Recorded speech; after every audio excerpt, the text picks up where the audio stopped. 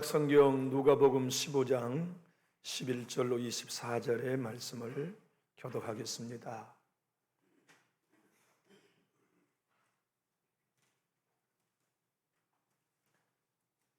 누가복음 15장은 신약 성경 121면에 있습니다. 제가 11절을 먼저 한 절 받들고 여러분이 또 한 절 받들고 교독하겠습니다. 또 이르시되 어떤 사람에게 두 아들이 있는데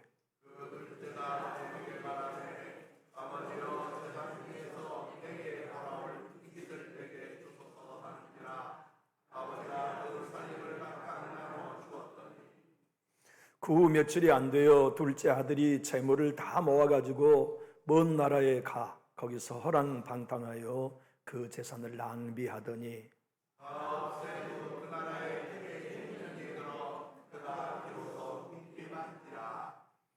가서 그 나라 백성 중 한 사람에게 붙여 사니 그가 그를 둘로 보내어 돼지를 치게 하였는데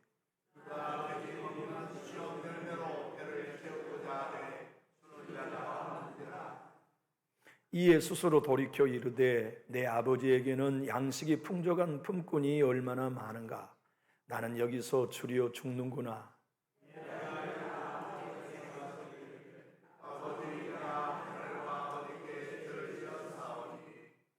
지금부터는 아버지의 아들이라 일컬음을 감당하지 못하겠나이다. 나를 품꾼의 하나로 보소서 하리라 하고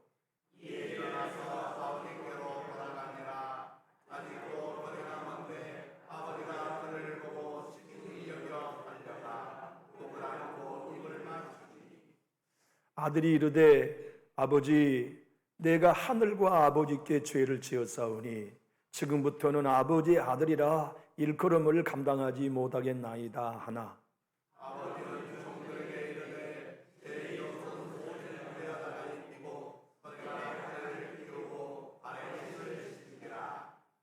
그리고 살진 송아지를 끌어다가 잡으라 우리가 먹고 즐기자 이 내 아들은 죽었다가 다시 살아났으며 내가 잃었다가 다시 얻었노라 하니 그들이 즐거워하더라. 아멘.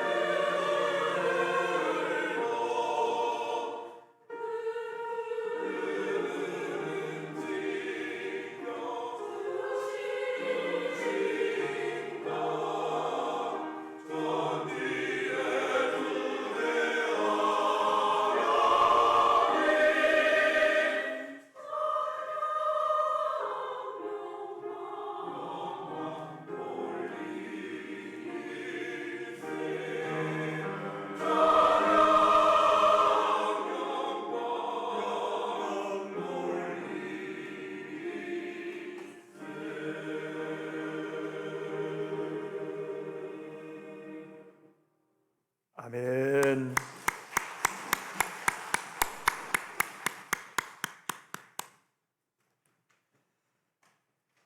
지금 은솔연의 방학 기간입니다. 방학 동안에 숙제로 마틴 노이존스 목사님의 교리 강좌 1, 2, 3권 아주 방대한 분량인데 독서 과제로 내드렸어요.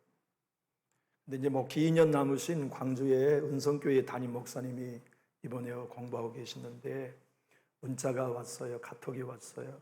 목사님, 이 책을 읽게 해주셔서 너무 감사합니다. 제가 젊었을 때 이 책을 읽었더라면 복음에 더 충실한 설교자가 될 수 있었을 텐데 후회스럽습니다. 또 우리 지방에 속해 있는 한성훈 목사님도 이번 기수로 같이 공부하고 계시는데 얼마 전 토요일에 저희 교회에 오셔서 숙제는 하고 계시느냐고 여쭤봤어요.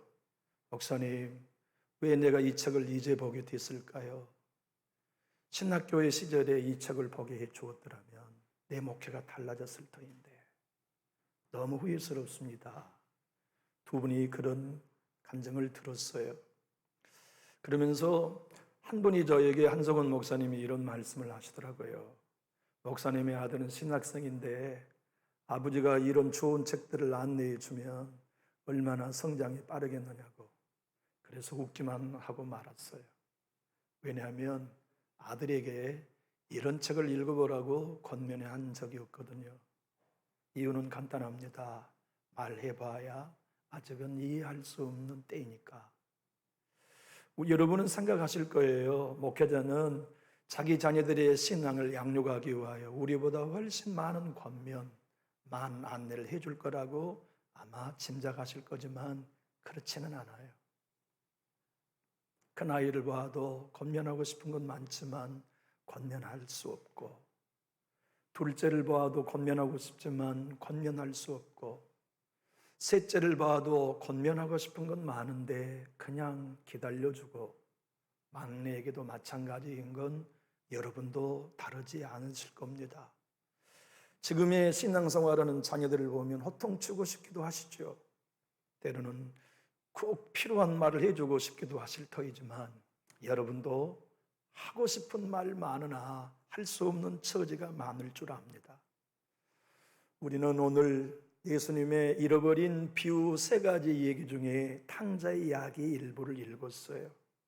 누가복음 15장의 잃어버린 이야기는 하나님이 잃어버린 자녀를 포기하지 않으신다는 주제를 가지고 있어요.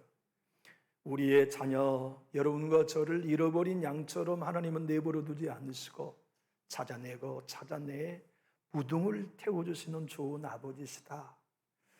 결혼 전날 밤에 잃어버린 드라크마 하나를 찾고 찾기까지 신부가 온 방을 뒤진 것처럼 나는 내 자녀를 찾고 찾아 그의 신랑이 되어주는 예수다는 것을 보여주고 있는 이야기예요.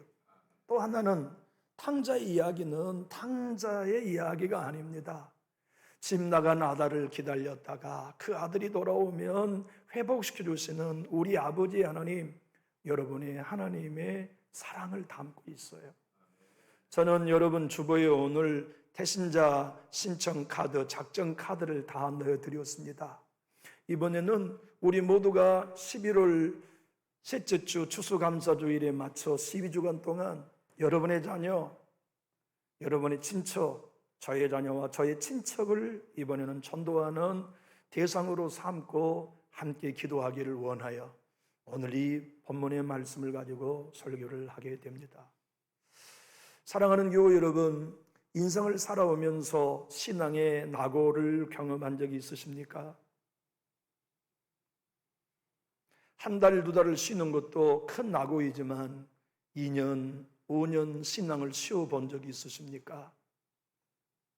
그리고 그 과정을 거치면서 당해본 마음의 쓴 아픔, 신앙의 방황, 그리고 무엇보다도 내 하나님과 등 쳤다고 하는 이 단절의 상실감을 수도 없이 경험해 보셨을 거예요. 그것이 주님 전에 돌아오고 난 다음 손해가 되었습니까? 이익이 되었습니까? 저는 분명히 그 기간은 큰 이익이 되었으리라고 확신합니다. 왜냐하면 그 기간이 있었기 때문에 우리는 아버지 집에 돌아와 나는 아버지의 은혜 없이는 살 수 없다고 하는 탕자의 경험을 했기 때문에 그래요. 여러분의 자녀가 이곳에 와서 예배하기를 얼마나 갈망하십니까? 빈자리를 보면 내 아들, 내 며느리, 내 손주가 이 교회를 떠나 빈자리인 것처럼 마음이 먹먹해지는 분 많으실 거예요. 하나님, 내 자녀를 빨리 이곳에 불러주세요. 빨리 이곳에 다시 모으게 해주세요. 이곳에서 하나님을 예배하게 해주세요 하는 간절한 소망이 아마 대부분 성도 여러분들의 애달픈 마음일 거예요. 그런데 저는 여러분들에게 오늘 이 얘기를 하고 싶어요. 우리에게도 방황의 시간이 손해가 아니었듯 저의 자녀들과 여러분의 자녀들에게도 방황이 절대 손해가 아니라는 걸 말씀드리고 싶어요. 탕자의 시간, 탕자의 낭비는 손해 같지만 하나님 편에서는 손해 아니다. 네가 진짜 은혜를 알려면 그 손해 경험해 봐야 한다. 그 아픔 경험해 봐야 한다. 그 탈선 경험해 봐야 한다고 하시는 것이 내 주님이 일러주시는 오늘 본문의 메시지입니다. 사랑하는 교우 여러분, 우리는 부모로 살아가면서 우리의 자녀가 바닥에 떨어져 방황하는 걸 참아 볼 수 없어 하는 부모의 마음이 있어요. 경제적으로 바닥이 떨어진 자녀를 어느 부모가 자연스럽고 아무 문제 없는 것처럼 볼 수 있겠어요? 특별히 영적인 신앙을 살아가는 우리들이 예수님 떠나고 교회 떠나고 아버지 집을 떠나서 예배를 멀리하며 기도를 멀리하며 살아가는 자녀들을 볼 때 왜 가슴이 멍든 아픔이 없겠어요? 그런데 여러분, 하나님은 아들이 집 나가 바닥으로 떨어지는 것을 보는 게 고통스럽지만 그 기간이 있어야 너는 내 품의 소중함을 알 수 있다. 그 침체가 있어야 너는 진짜의 나의 은혜가 무엇인지를 알 수 있다고 내 주님은 침체와 쓰러짐의 바닥의 때를 고통 중에 지나가는 걸 보면서 기꺼이 값을 지불해 주고 있지요. 오늘 20절과 22절을 한번 읽어보십시다. 시작. 이에 일어나서 아버지께로 돌아가니라. 아직도 거리가 먼데 아버지가 그를 보고 측은히 여겨 달려가 목을 안고 입을 맞추니 아들이 이르되 아버지 내가 하늘과 아버지께 죄를 지었사오니 지금부터는 아버지의 아들이라 일컬음을 감당하지 못하겠나이다 하나 아버지는 종들에게 이르되 제일 좋은 옷을 내어다가 입히고 손에 가락지를 끼우고 발에 신을 신기라. 여러분, 예수님의 이 비유의 이야기는 주제가 선명합니다. 탕자의 이야기 아닙니다. 아버지의 이야기입니다.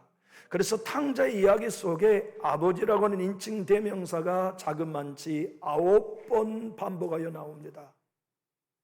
그리고 이 탕자의 이야기는 우리 모두는 다 탕자다. 우리 모두는 다 넘어져 봐야 한다. 우리 모두는 다 영적인 바닥에 떨어져 보기도 하고 상처도 받아보기도 하고 시험 들어보기도 해야 된다. 그때는 그 시간이 아픔이고 그 기간이 내가 왜 이런 고난을 겪게 하느냐고 이유를 알지 못하지만 회복하고 보면 아버지 품에 돌아가고 나면 그 시간이 나를 살렸다. 그 침체가 나를 겸손하게 했다. 그 실패가 바닥이 나로 인하여 내게 주어진 하나님의 은혜를 발견하게 했다. 그래서 이제 이후에는 넘어져도 은혜 앞에 넘어지게 되었고 쓰러져도 은혜 앞에 쓰러지게 되었고 상처받아도 은혜 앞에 상처받게 되어서 나는 아버지의 품에 안식을 누리는 비결을 배웠다. 언제 우리가 그러한 사랑을 배웁니까? 여러분도 저도 여러분의 자녀도 제 자녀도 인생의 방탕한 바닥에 떨어졌을 때 그곳에 경험할 수 있는 비밀이에요. 아무것도 먹을 수 없는 실패자. 그래서 돼지가 먹는 쥐의 열매를 먹고 싶어도 돼지들이 다 따먹고 자기가 먹을 것이 남아있지 않은 신세. 그래서 내 아버지 집에는 품꾼이 많고 그 품꾼 모두에게 먹을 것이 얼마나 풍족한가. 내가 아버지께 돌아가야 되겠다. 그런데 염치가 없어요. 왜냐하면 하늘과 아버지께 내가 죄를 지었으니까. 그래서 이제는 아버지를 내가 만나면 집에 돌아가서 아버지 나는 아버지의 아들이라는 자격이 없습니다. 그러니 나를 일용 근로자로 여겨주십시오. 예수님이 말씀하신 품꾼이란 일용 근로자를 의미했기 때문입니다. 여러분과 제가 신앙생활하면서 주님, 나는 하나님 사랑받을 자격이 없습니다를 어디서 배우냐면 부흥집회 때 배우지 않아요. 제자훈련을 통해 배운 거 아닙니다. 바닥에 떨어져서 탕자가 된 시간이 실패하여 내 안에 어떤 믿음도 존재하지 않는 수렁에 떨어져 본 그 2년, 그 3년, 그 5년의 세월이 우리로 하나님께 구원받을 자격이 내가 없다는 걸 알게 하세요.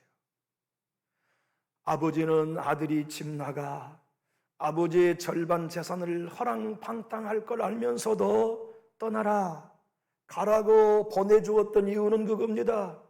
네가 다 잃고 바닥에 떨어져 봐야 나는 아버지의 은혜 받을 자격이 없다는 걸 알게 되지.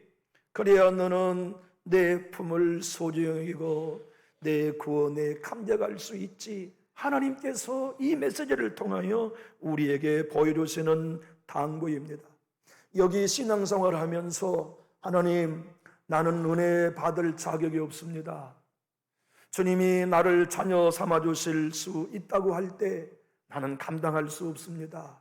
나는 오늘도 하나님께 예배하지만 예수님 의지하지 않으면, 보혈 의지하지 않으면 나는 도무지 하나님의 은혜를 감당할 길이 없습니다 라고 고백하는 사람은 탕자가 되어본 사람들만 할 수 있습니다. 주님의 집을 떠나보아서 더럽게 살아본 나의 과거가 있는 사람, 하나님을 향하여 삿대질도 해보고 싶고 예수는 무슨 예수냐고 예수님께 반역도 해본 탕자의 세월이 있었던 사람, 기도는 무슨 기도요? 기도에서 이루어지는 사람 나는 한 번도 본 적 없다고, 기도해봐도 다 소용없다고, 하나님이 있으면 어디 있느냐고 항변해보고 방탕한 탕자가 되어본 시간이 있는 사람들만이 아버지 품에 돌아오면 나는 성도의 자격이 없다는 걸 알아요. 나는 하나님의 아들이라고 감당할 합당한 면모가 없다는 걸 알아요. 그래서 그는 숨 쉬는 것도 은혜임을 알지요. 먹을 수 있는 것도 은혜임을 알아요. 여기 예배 자리에 앉아 있는 것이 은혜요. 내가 내 입술로 하나님을 찬양할 수 있는 게 은혜요. 주의 종이 명령한 바를 따라 십자가를 질 수 있는 게 공로가 아니라 은혜요. 내가 하나님의 교회 일원으로 살아가고 있는 것이 하나님의 은혜임을 알아. 모든 것이 내 공로가 아니라 아버지가 그저 베푸신 은혜임을 깨닫게 되지요. 그는 말합니다. 나는 아버지의 자녀의 자격이 없습니다. 그는 말합니다. 나는 하늘과 아버지께 범죄한 사람입니다. 나는 이 교회의 일꾼 될 자격 없습니다. 품꾼의 하나로 써주신다 하여도 그것이 나의 은혜입니다 라고 고백할 수 있는 사람, 탕자가 되어본 시간이 경험된 사람입니다. 여러분들과 저의 자녀들 여기 믿음의 흔들림 없이 살아가면 좋겠다는 소원이 있잖아요. 제 자녀들도 믿음 안에서 방황하지 않고 20대를 알차게 말씀으로 성장하면 좋겠다는 소원이 왜 저에게 없겠습니까? 그러나 이미 성경의 진리를 아는 제가 하나님께 자녀를 맡기게 됩니다. 주님, 제 자녀들의 인생의 수렁을 허락하십시오. 그 수렁에 빠게 하십시오. 그래서 내 힘으로는 이 수렁에 나올 수 없는 요한한 존재라는 걸, 무능한 존재라는 걸, 아버지 집에 돌아가지 않으면 희망이 없다는 걸 일찍이 깨닫게 해주십시오. 주님, 내 딸아이에게 사유에게 인생의 바닥을 경험하게 하십시오. 사람을 의지하지 않는 배신도 맛보게 하십시오. 그들로 말미암아 기도하지 않고는 살 수 없는 인생의 쓰디씀을 맛보게 해주십시오. 빨리 맛보게 하십시오. 그래서 20대를 하나님께 드리고 30대를 하나님께 드리며 40대와 50대 평생을 하나님께 드릴 수 있는 진짜 돌아온 탕자가 되게 해주십시오. 이 기도를 어찌 여러분만 하겠습니까? 저도 하고 있습니다.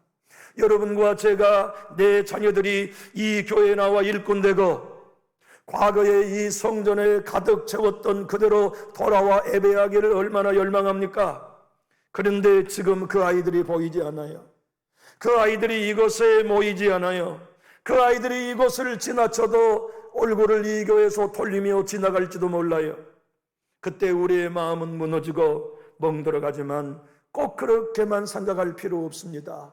왜냐하면 그 시간이, 그들의 실패가, 그들의 질병이, 그들의 바닥이 떨어지는 인생의 아픔이 언젠가는 아버지 집 남존육교회로 돌아가 내가 그곳에서 하나님의 사랑을 경험해야겠다고 하는 선물이 될 것이기에 여러분과 제가 낙심하지 말고 하나님을 기대하며 자녀들이 돌아올 걸 기도할 수 있기를 예수님 이름으로 축복합니다. 실패하기 전에는 하나님을 우리는 만날 수 없어요. 영적인 침체의 수렁에 빠져보기 전에는 생명줄이 예수님이라는 걸 우리는 몰라요. 우리가 과거에 그랬듯 우리의 자녀들도 똑같습니다. 그래서 우리 모두는 신앙은 자유입니다라고 고집 부리는 자녀들 앞에 가슴이 멍이 들지만 하나님 이 자녀 아버지께 맡깁니다 하고 입 다물 수밖에 없잖아요. 어머니, 신앙은 강요하지 마십시오. 종교는 자유라고 당돌하게 며느리가 시어머니와 시아버지에게 고개를 빳빳이 세우고 말할 때 우리는 더 이상 말문을 닫고 하나님께 맡깁니다 라고 항복할 수밖에 없는 건, 인생은 누구나 탕자의 기간이 필요합니다. 광야의 시간이 필요합니다. 항복하여서 하나님 없이는 도무지 살 수 없었던 거, 내가 내 힘으로 살 수 있다고 생각하여 아버지 집을 떠났던 탕자의 시간이 하나님께 범죄한 것이었다는 걸 걔들이 인생의 고난을 통하여 경험하고 아버지께 돌아와 나는 성도가 될 자격이 없습니다. 나는 구원받을 자격이 없습니다. 나는 하나님의 교회 일꾼 될 자격이 없습니다. 나의 나된 것은 하나님의 은혜입니다라고 그들이 그 고난의 때에 경험해야만 하나님의 품에 돌아와 은혜에 기뻐할 수 있죠. 빌리그리안 목사님의 외손주 돌리안 차베진 목사님은 이렇게 얘기합니다. 예수님의 탕자의 비유는 자기가 선하다고 생각하는 사람들에게는 모멸감을 주는 은혜의 이야기지만 자기 안에 선한 것이 하나도 없다고 생각하는 사람들에게는 이 은혜가 기쁜 소식이 된다고. 여러분, 은혜여야만 된다는 제 외침이 여러분의 마음에 아멘 아멘이 되신다면 여러분은 탕자의 시절을 경험해 본 분들이십니다. 만약 여러분들이 탕자처럼 영적인 바닥을 경험해 보았다면 지금 여러분들이 가장 사모한 것은 은혜가 될 겁니다. 은혜가 떠나면 오늘 또 나는 또 탕자 된다는 걸 아니까, 은혜가 나를 보호하지 않으면 오늘 또 나는 교만하게 행한다는 걸 아니까, 은혜가 떠난다면 내 가정은 잠시 잠깐도 설 수 없다는 걸 아니까, 은혜가 보장해 주지 않는다면 나는 주님께 오늘 또 반역한 영혼이라는 걸 아니까 탕자의 시절을 경험해보고 영적인 침체를 경험해보고 큰 시험과 상처를 경험해보고 주님의 은혜 안에 돌아와 아버지 품에 돌아와 나를 품꾼의 하나로 써주십시오. 나는 아버지의 은혜 받을 자격이 없습니다라고 고백한 분이라면 은혜라는 말에 가슴이 터질걸요. 은혜에 된다는 말씀에 눈물이 핑 돌걸요. 은혜라는 말씀에 아멘하지 않고는 견딜 수 없을 것입니다. 주님의 말씀은 이것입니다. 집 나간 놈이 탕자가 아니다. 집안에 있는 놈이 진짜 탕자다. 집안에 있는 큰 놈, 그 놈은 아침에 눈 뜨면 나를 위해 봉사한다고 생각하지 실수 한 번 한 것 없고 거짓된 일 없고 충성한 것뿐이지만 그 놈이 바리새인이다. 내가 회당 한 번 떠난 적 없어요. 나는 날마다 눈 뜨면 성경을 연구해요. 나는 금식해요. 나는 주의를 범한 적 없어요. 새벽기도를 범한 적 없어요. 11조를 떼먹은 적 없어요. 나는 모든 사람들 보기에 완벽한 신앙인이에요. 그렇게 생각하는 마다들이 모르는 게 뭐냐? 내가 아버지와 함께 살고 있는 게 은혜라는 걸 모른다. 그들의 관심은 오직 하나, 내가 하나님을 섬긴 데 대하여 아버지는 보상해 주셔야 합니다라고 생각할 뿐이지 내가 아버지의 집에 거하는 게 은혜라고 생각하지 못한다. 작은 아들은 떠나서 탕자가 된 게 아니다. 집안의 아버지의 사랑을 받고 있는 동안에 모든 게 아버지의 은혜인 걸 모르는 것이 이미 그놈도 탕자였다는 것을 설명하지요. 인생은 누구나 탕자였다는 걸 알아야 해요. 하나님의 은혜를 경험하는 사람은 내가 탕자였다는 걸 깨닫고 탕자였다는 사실을 벼랑 끝에서 경험해야만 비로소 내가 받은 은혜, 공로가 아니라 은혜라는 걸 알아요. 주님이 내 기도에 응답해 주신 것 은혜요, 내 공로 아니요. 주님이 내 가정을 도와주시고 축복하신 것이 은혜이지 내가 교회에 충성하고 봉사한 공로 아니요. 내가 아버지 앞에 오늘 또 은혜를 간구하는 것은 나 교회에 왜 이렇게 일했으니 그 정도 하나님 나에게 보상해 주셔야지가 아니라 주님 지금 누리고 있는 게 모든 게 은혜입니다. 나는 감당할 수 없는 하나님의 은혜로 살고 있습니다. 모든 것이 하나님의 은혜입니다. 더 드리지 못해 죄송합니다. 더 섬기지 못해 죄송합니다. 더 순종하지 못해 죄송합니다. 나는 손더러 자격이 감당할 수 없습니다. 이 마음이 우리에게도 필요하지만 여러분의 자녀, 제 자녀들에게도 필요해요. 그런데 그것은 절대로 제자 훈련으로 얻어지는 거 아닙니다. 그들이 부부가 함께 중환자실에 자식을 수술실에 놓아놓고 다리를 동동 구르며 그때 인생의 바닥에서 깨달을 수 있는 거예요. 그들의 사업이 실패하여 더 이상 은혜의 대출 창구가 막힐 때 길거리에 나앉아 주저앉아서 울면서 그들이 비로소 하나님 살려주십시오, 하나님 살려주십시오. 임시 중독증에 걸려가지고서 의사는 희망이 없다고 말할 때 부부가 침실 바닥에 누워서 희망 없는 그들의 눈물을 흘리며 하나님 만복합니다. 주님의 도우심이 없이는 안 됩니다. 주님만이 우리의 희망입니다. 아버지 집으로 돌아갑니다는 탕자의 시간이 여러분의 자녀들에게도 필요합니다. 제 자녀들에게도 필요합니다. 그리고 그 환경들이 주님 품으로 영원히 돌아오게 하는 선물이 될 줄로 믿고 여러분 낙심하지 말기를 예수님 이름으로 축복합니다. 우리를 포기하지 않는 하나님은 여러분의 아들도 포기하지 않으실 거예요. 여러분의 딸도 포기하지 않으십니다. 여러분의 며느리, 여러분의 손주 절대 포기하지 않으세요. 우리가 믿은 확신은 우리 아버지 하나님은 잃어버린 양, 여러분의 자녀를 찾으신다는 겁니다.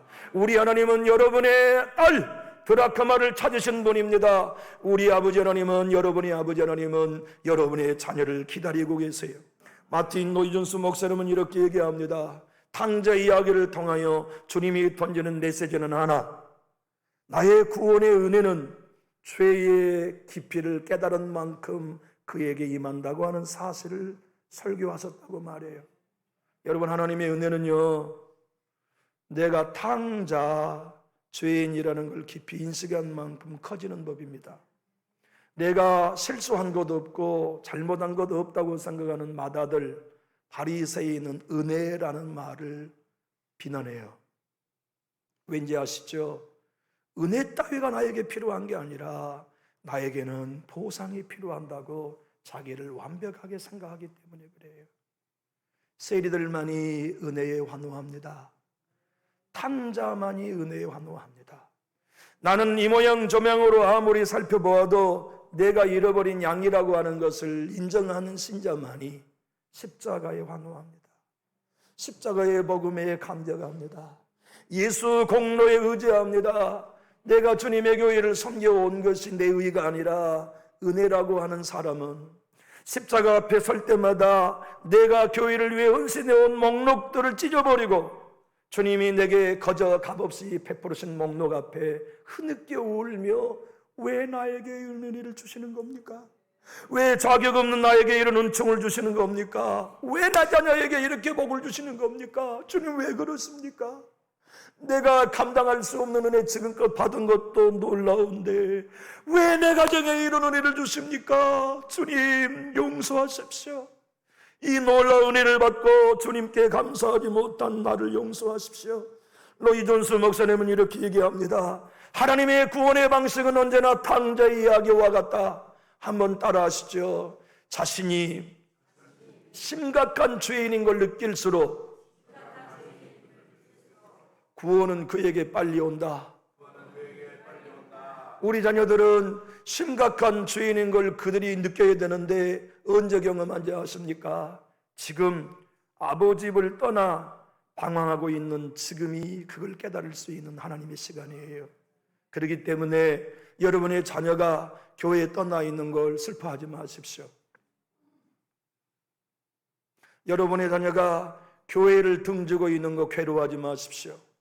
다만 그 자녀를 찾고 찾으신 하나님을 신뢰하며 주님께 맡기십시오. 그분이 원하는 때에 여러분의 자녀와 제 자녀를 바닥에 떨어뜨려서 아버지 집으로 돌아올 마음을 주실 것입니다. 자격 없는 자인 걸 깨닫게 하시고 은혜 없이는 살 수 없다는 걸 그들로 알게 하셔서 제가 보증합니다. 여러분의 믿음보다 여러분의 아들의 믿음이 10배 커질 것입니다. 여러분의 믿음보다 여러분의 며느리와 딸들의 믿음이 1000배 커질 것입니다. 그 놀라운 약속을 믿고 이번 12주간 동안 여러분의 자녀와 저의 자녀들을 위하여, 친척을 위하여 전도할 수 있게 되기를 예수님 이름으로 축복합니다. 제가 이번 추수감사절에는 자녀들을 위하고 친척을 위하여서 태신자 대상을 참겠다고 성령의 감동을 우리 임석빈 집사님 통해서 주셨어요. 임석빈 집사님이 몇 달 전에 저에게 이런 얘기를 하시더라고요. 목사님, 우리 교회는요, 다른 사람 전도하려고 하지 말고 자기 자녀들만 전도하면 돼요. 그러면 우리 교회는 회복합니다. 그렇게 저에게 말씀하실 때 오라. 금년 11월 셋째 주 추수감사절 새생명축제는 자녀들을 위해 전도하라고 하나님이 말씀하시는구나. 그래서 이번 태신자는 여러분 주보에 다 들어있잖아요. 여러분의 자녀, 여러분 친지들을 전도 대상으로 삼읍시다. 제가 그때 우리 임 집사님이 그렇게 말씀하신 때가 금년 봄이에요. 그 말씀을 듣고 나는 친척이 전주에 한 사람도 없는데 어떡하지? 이거 야단났네. 이제 우리 교회를 떠난 아무개 장로님 태신자로 내 이름 적어낼 수도 없고 이거 어떡하면 좋지? 그러다가 생각이 낸 게 사돈이 생겼잖아요. 그래서 제가 딸 결혼식 끝나고 난 다음에 한 2달쯤 지나서 사돈께 전화를 드렸어요. 사돈 어르신, 그동안 안녕하셨습니까? 결혼식 어간에 사돈 어르신의 은혜를 제가 많이 입었습니다. 아이고, 왜 그러십니까, 목사님? 사실은 오늘 감사한 은혜도 전하지만 너무너무 어려운 부탁을 하나 드리려고 전화했습니다. 예, 뭔 부탁인데요? 너무너무 어려워서 입 밖에 내기가 어렵습니다. 그런데 꼭 들어주시면 좋겠습니다. 예, 말씀해 보시죠, 사돈 어르신. 사실은 금년 11월 셋째 주에 우리 교회는 전도를 해야 합니다. 그런데 저는 전주에 아는 사람이 한 사람도 없습니다.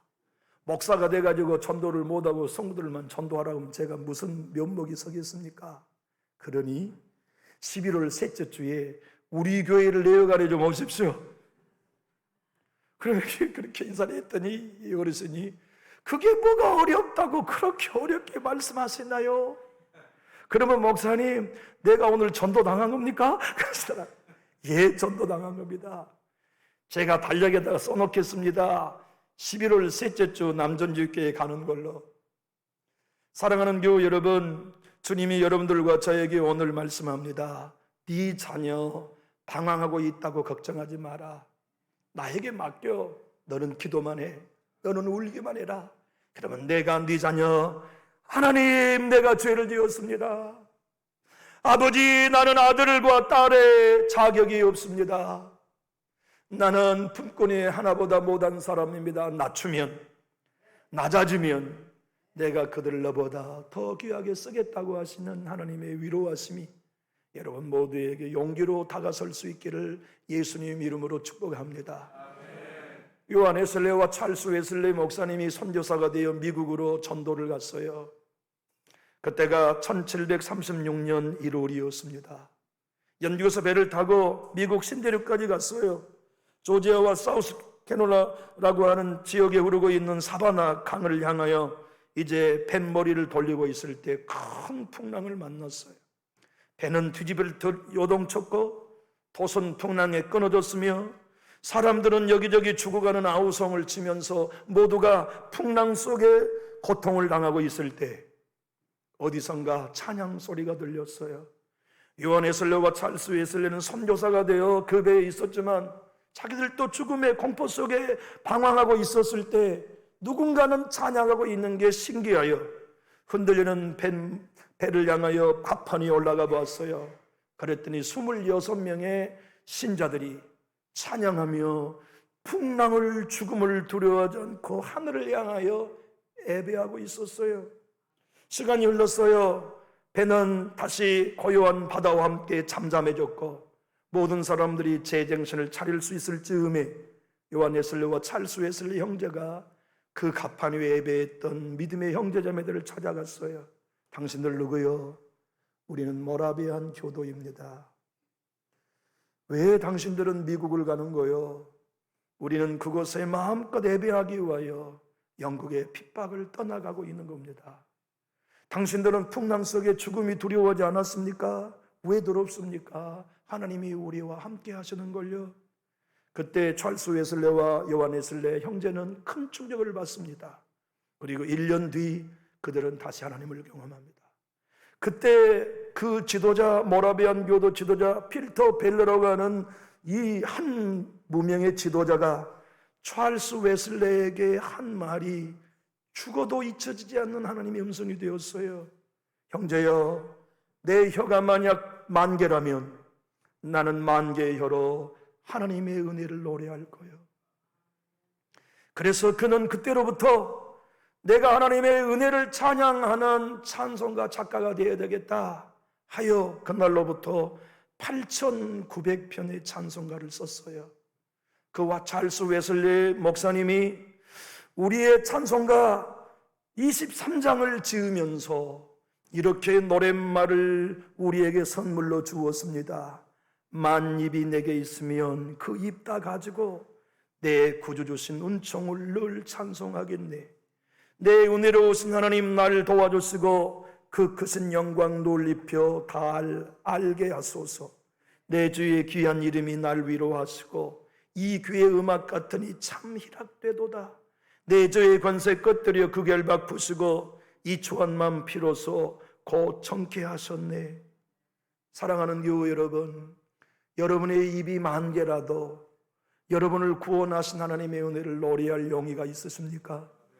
만약 그 은혜가 여러분에게 있다면 그 은혜는 목사의 설교로 생겨난 게 아니라 탕자였던 지난해 방황의 세월에 하나님이 깨닫게 하신 은혜입니다.